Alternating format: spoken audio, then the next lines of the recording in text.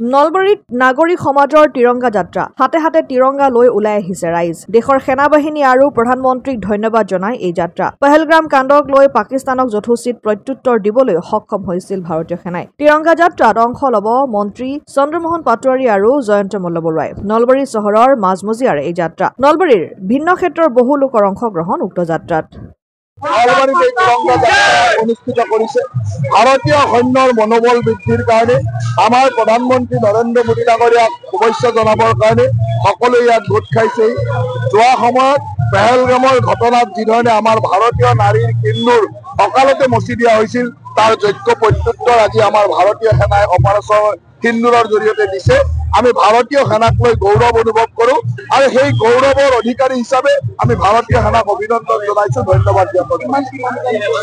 আমি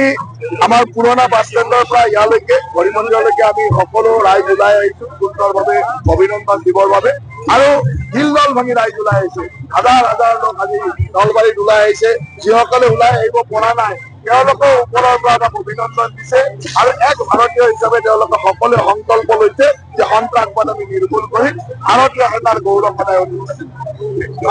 অসম আদিত্য নলবাৰী।